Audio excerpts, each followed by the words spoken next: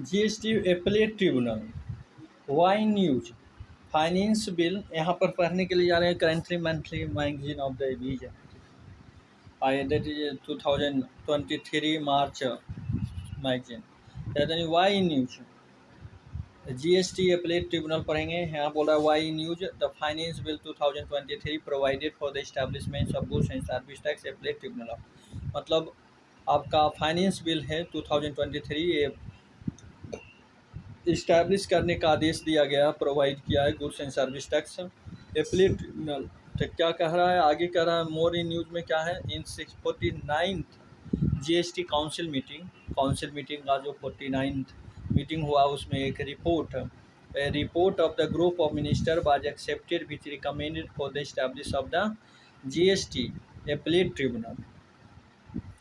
Tribunal को establish करने के लिए 49th जीएसटी काउंसिल मीटिंग में एक ग्रुप ऑफ मिनिस्टर की रिपोर्ट को एक्सेप्ट किया गया है।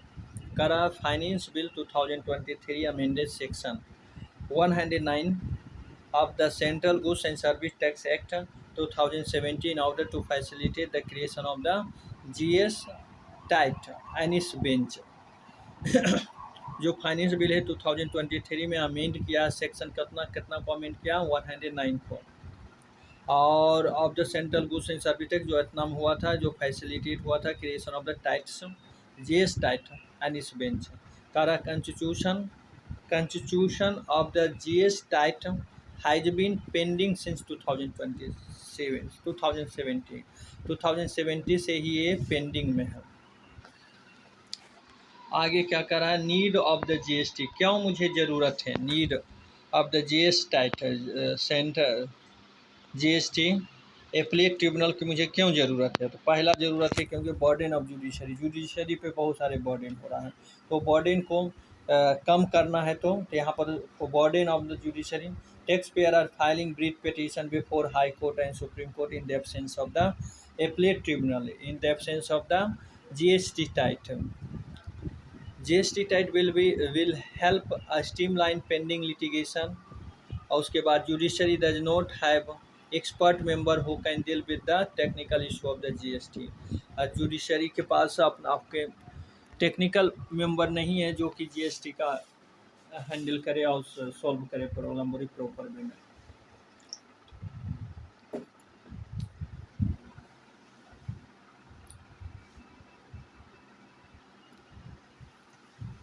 Alternative to CESTAT custom exercise and service tax appellate tribunal, alternate to the CS type custom exercise service tax appellate tribunal.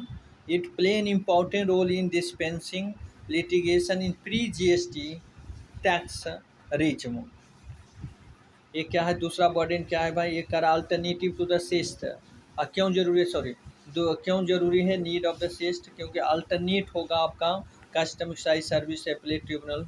It is play an important in dispensing the litigation in the CESTAT के आपके ये alternate होगा, ठीक है ना।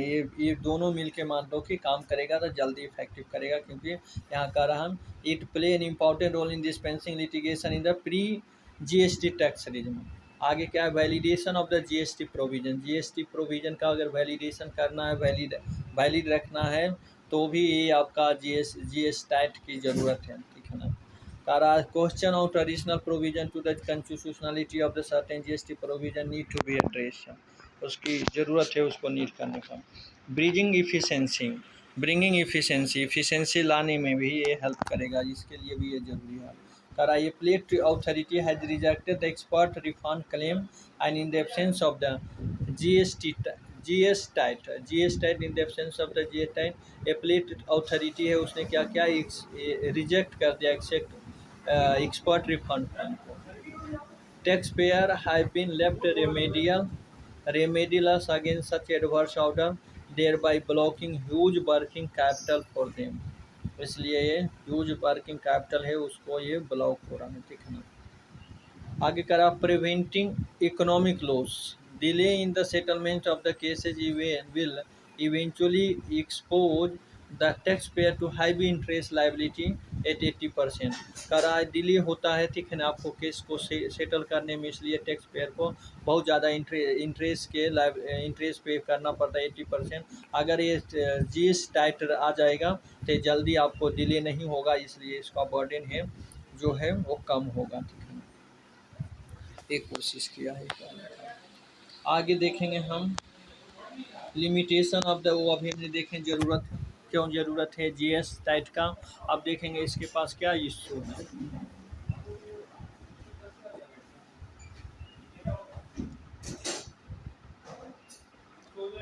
क्या issue है? Centralization of power. पहले अगर जीएसटी के साथ है, ये क्या है? Centralization of power. Only the bench principal bench is given the power to. Hear the cases involving the issue of the place of the supply. अगर प्लेस ऑफ द सप्लाई से इशू रिलेटेड है तो only principal bench है वो करेगा। ये centralisation power की problem हो सकता है। डिसेंट्रलाइजेशन की जगह पर सेंट्रलाइज हो सकता है पावर। कंसनट्रेट एक की जगह हो सकेगा। Place of supply refer to the location of the goods where the movement of the goods terminate for delivery to the recipient. Power to precedence. The precedence has been entitled with the power of transferring case without any precautionary measure. ये क्या है? Precedence के पास power of the precedence को transfer करने का, without any precautionary major they can transfer the cases. Judicial member, there will be two judicial member in the state bench, लेकिन expert will be priority should be have been given to the technical member। State level पे दो गो judicial member, state level पर दो गो judicial member है, लेकिन priority should be given to the technical member. That is another problem. आगे क्या था? वे फॉरवर्ड क्या होगा? वे फॉरवर्ड होगा आपका, वे फॉरवर्ड होगा कंस्टिट्यूशन ऑफ द जीएसटी। इसको कंस्टिट्यूट करना चाहिए जीएस टाइट को। Shall be prioritize of the government considering its bearing into the ease of doing business. constitutional status they are constitution of GST shall be a priority of the government concerning the wide-ranging impact of the ease of doing business।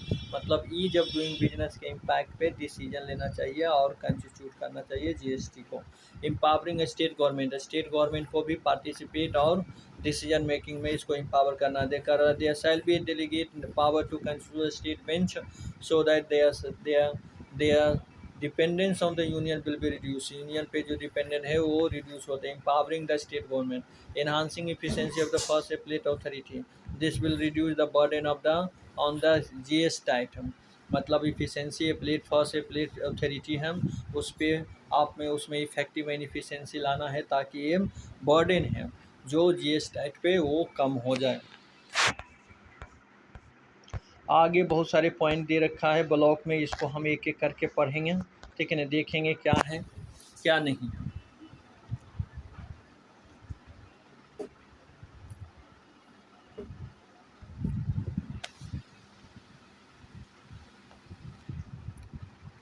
Goods and service tax.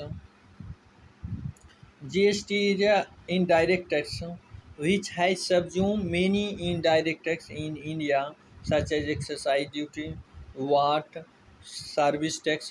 मतलब GST के बारे में बता रहा है। GST एक indirect tax है जो बहुत सारे इनडायरेक्ट टैक्स को सबज्यूम किया, जैसे एक्साइज ड्यूटी हुआ, वाट हुआ, एक सर्विस टैक्स हुआ, ये सभी। और excluded tax alcohol, petroleum, electricity and basic custom duty.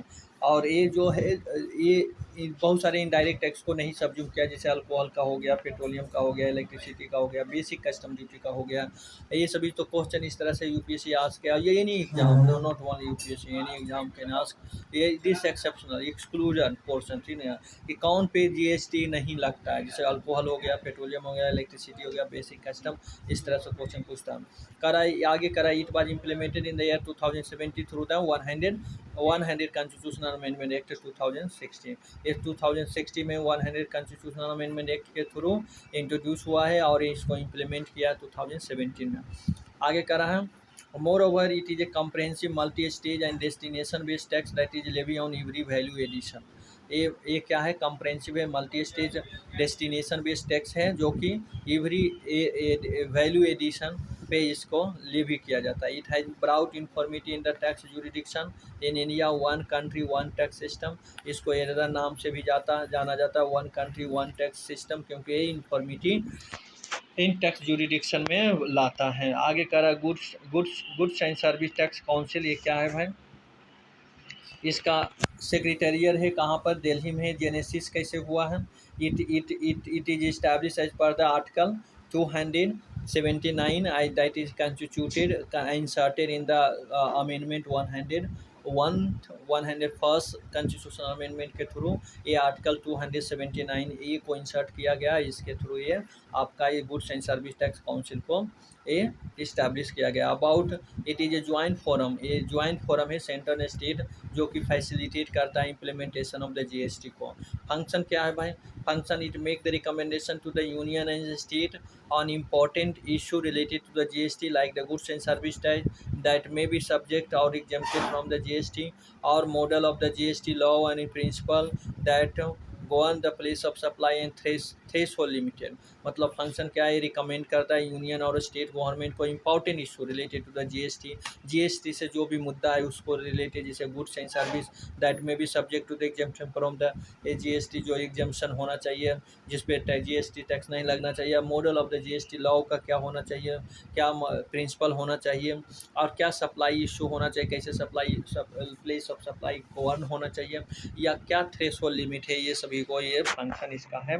Membership की बात किया जाए गुड्स एंड सर्विस टैक्स का, तो मेंबरशिप यहाँ पर क्या है? Person, chairperson, union finance minister है भाई, यूनियन फाइनेंस मिनिस्टर है, इसका क्या है? चेयरमैन है।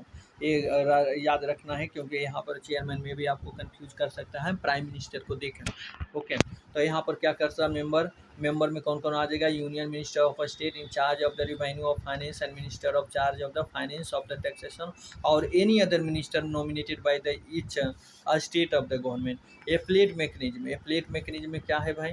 Central and goods service tax act 2070 provided 4 stage of appeal and review, 4 stage of appeal and review, और ये 4 स्टेज यहाँ पर है। Appeal to the GST appellate authority and appeal to the GST appellate tribunal. यहाँ पर ये दोनों में कंफ्यूज मत हो जाना, GST appellate authority and GST appellate tribunal, ये दोनों अलग अलग है, ठीक है ना? तो और approach to the appeal to the high court and appeal to the supreme court, that 4। आगे बोल रहा है GST appellate tribunal.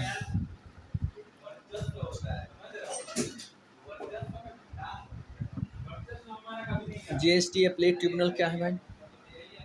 GST appellate tribunal के बारे में देखते हैं। यहाँ पर बोल रहा है it is a second appeal forum, ये सेकेंड अपील फोरम है जीएसटी के अंदर।